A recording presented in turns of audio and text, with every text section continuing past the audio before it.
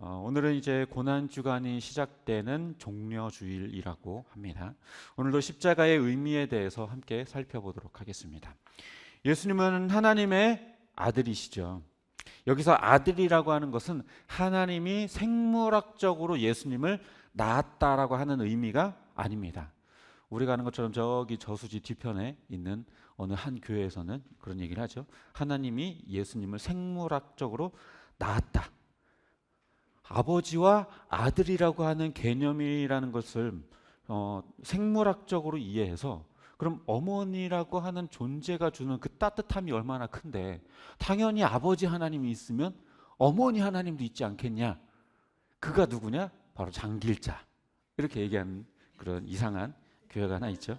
말도 안 되는. 물론 성경이 기록된 시대가 워낙에 가부장적이고 남성 중심적인 시대였다가 보니까 이 하나님을 남성으로 표현하기는 했지만 이 신존재라고 하는 것은요, 남성 혹은 여성 아니면 또 제3의 성, 이런 어떤 생물학적인 성의 기준으로 판단할 수 있는 분이 절대로 아닙니다. 하나님께서 자기 형상대로 남자와 여자를 창조하셨다라고 말씀하셨다라는 것도 하나님의 그 아버지, 그러니까 남성적인 측면과 그리고 어머니, 이 여성적인 측면의 그 모든 성품들을 두루 갖추셨다라는 것을 의미하는 것이고, 그것이 이제 인간을 창조할 때에 한쪽과 한쪽으로 그것이 그 성향과 특질이 이렇게 대입되었다라는 것이죠. 그렇게 이해하는 것이 맞습니다.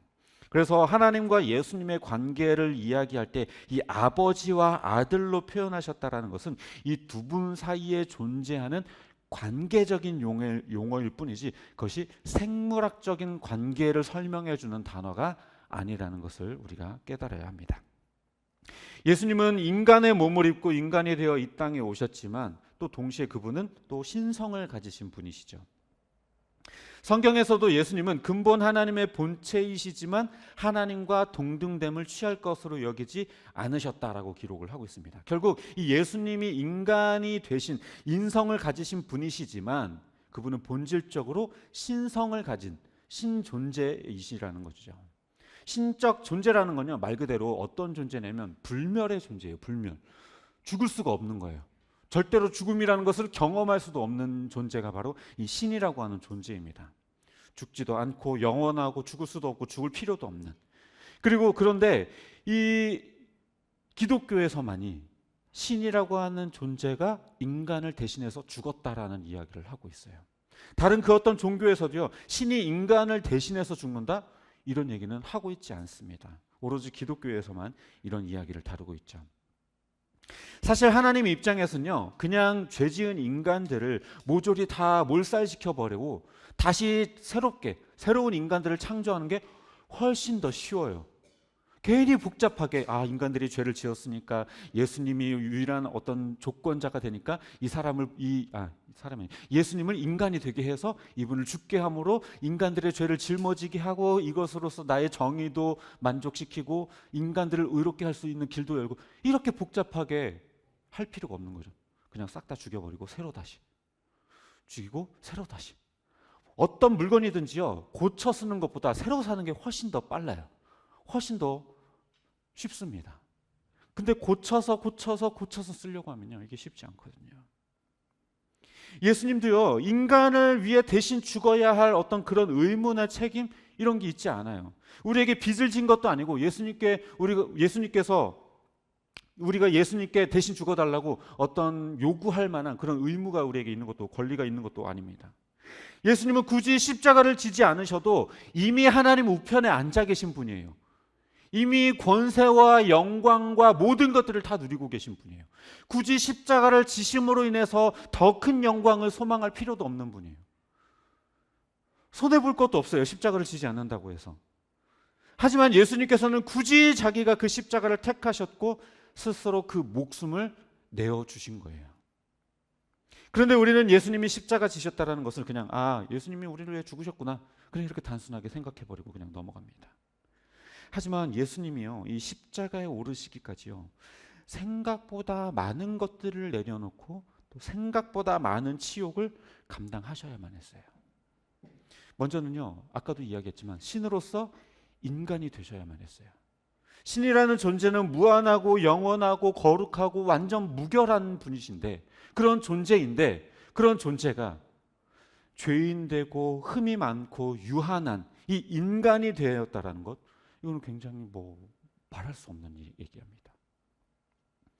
그리스 로마 신화에서는요, 이 신들이 인간들을 괴롭히거나 성폭행하기 위해서 인간의 모습으로 나타나는 그런 일들이 있어요. 인간들을 속이고 인간들을 기만하기 위해서. 그래서 그리스 로마에서는 신들이 인간의 형상을 띠는 것이 굉장히 흔한 일이죠. 하지만 기독교에서 신이 인간이 되셨던 사건은 딱 한 번, 예수님 그때뿐입니다. 물론 더러 천사들이 인간의 형체로 나타난 적은 있었지만 그것은 실제로 인간이 된 게 아니라 인간의 형태를 그냥 띠고 나타났을 뿐 인간이 된 것은 아닙니다. 신이 인간이 되셨던 사건은 예수님이 유일해요.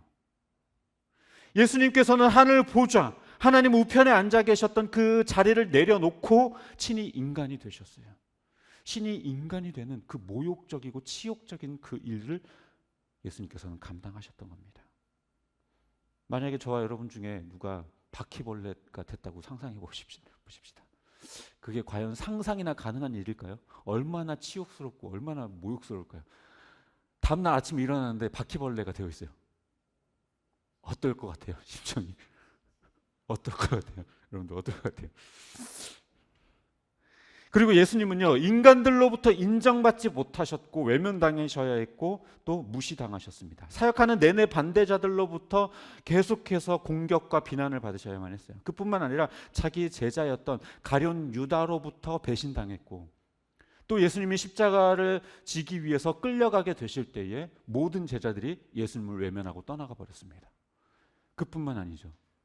그들 중에서도 수제자라고 여기는 그 베드로는 닭이 울기 전 3번씩이나 예수님을 모른다고 부인했습니다. 또 예수님은 그렇게 끌려가신 이후에도요, 헤롯과 빌라도 그리고 유대교 종교 지도자들로부터 온갖 조롱과 멸시천대를 당하셨어요. 이렇게 인간이 되시면서 하늘에서 모든 천사들과 장로들과 내 생물들로부터 그렇게 찬양을 받고 모든 영광을 누리셨던 그분이 그 모든 것들을 다 내려놓으셨던 거예요. 또 신존재로서 죽음을 맞이할 필요가 없는 그분이 육체를 가진 인간만이 경험하는 이 죽음이라는 것을 경험하시게 되었어요.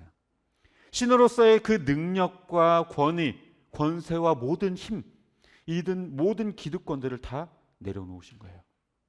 신존재로서 누릴 수 있는 모든 것들을 내려놓고 완전한 인간으로 태어나셨고 완전한 인간의 생애를 사셨고 또 인간으로 죽어주셨어요. 왜냐하면 그래야만 인간의 죄를 대신 짊어질 수 있기 때문에. 신적인 능력을 이용해서요, 십자가에 달려 죽으실 때, 또 채찍에 맞으실 때 그 고통을 경감시키지 않으셨어요. 인간이 당하는 그 고통 그대로, 인간이 못에 찔리면 아픈 것처럼 그렇게 예수님의 손과 발에 못이 박힐 때 그 고통을 오롯이 겪으셨고, 인간이 무엇인가에 상처가 나면 그 살이 찢기면 아픈 것처럼 채찍에 맞아 살점이 떨어져 나가는 그 고통을 그대로 겪으셨어요.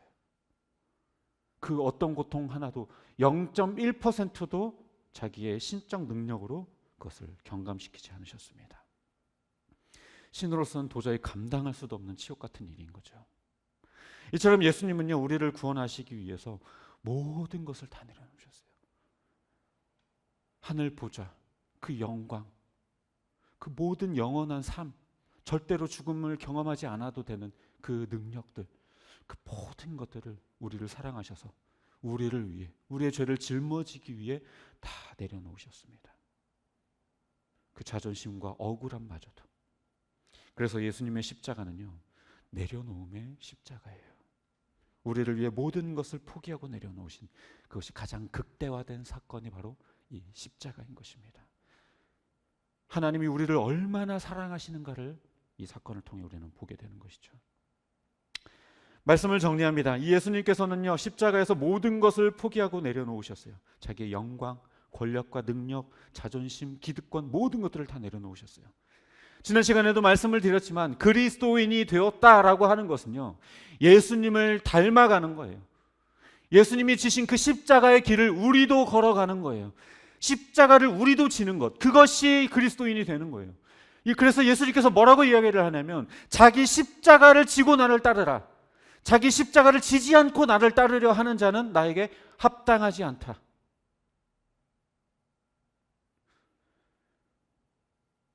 주님께서는 우리를 위해 자기 목숨까지 내려놓으면서, 우리를 그렇게 모든 것을 다 포기하시면서 우리를 위해 십자가를 지셨는데, 우리는 움켜쥐려고 한다면 이는 옳은 삶이 아닐 겁니다. 예수님을 닮아가는 삶이 아닐 거예요. 만달란트 탕감받은 사람이 어떻게 100데나리온을 손에 쥐려고 하겠습니까? 그게 어떻게 예수님을 닮은 삶의 모습이라고 말할 수 있겠습니까? 우리가 우리 죄를 용서받았고 죽음에서 건짐 받았는데 어떻게 기득권을 손에 쥐려 하고 영광과 권력들을 손에 쥐려 할 수 있겠습니까? 우리가 예수님을 닮는다는 건 십자가의 길을 따르는 겁니다. 주께서 우리를 위해 모든 것을 버리신 것처럼 우리도 내려놓고 포기하고 버려야 되는 것이죠. 물론 우리가 인간인지라 손에 쥔 것이 아까워서 망설이게 되는 게 너무나도 당연해요. 또 우리가 완전한 성화를 이루어서 모든 것을 내려놓을 수 있는 영적 상태에 이른 것도 아니기 때문에 우리는 여전히 욕심 가운데, 욕망 가운데 살아가는 것도 사실입니다.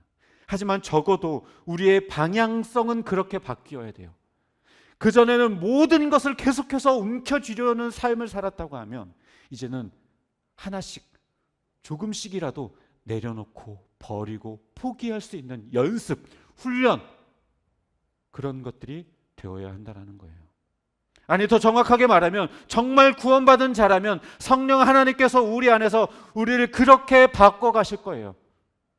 하지만 또 거기에 중요한 것은 무엇이냐? 성령의 인도하심에 플러스 우리의 의지도 필요하다는 거예요. 성령의 음성에 귀 기울이고 그 말씀에 순종하게 되는 것, 그것이 우리에게도 필요하다는 것입니다. 우리를 의롭다 칭해 주시는 칭의는 하나님의 일방적인 선택에 의해서 이루어진 것이지만, 성화라고 하는 과정은요, 성령 하나님의 음성에 우리의 의지를 활용해 그것에 순종하는 것이 우리에게 있습니다.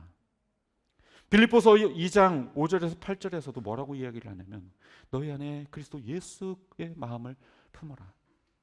그는 하나님과 동등한 본체이지만 하나님과 동등하게 되는 것을 당연하게 여기지 않으시고 오히려 종의 모습을 취해 죽기까지 하나님의 말씀에 순종하셨다라고 이야기하고 있어요.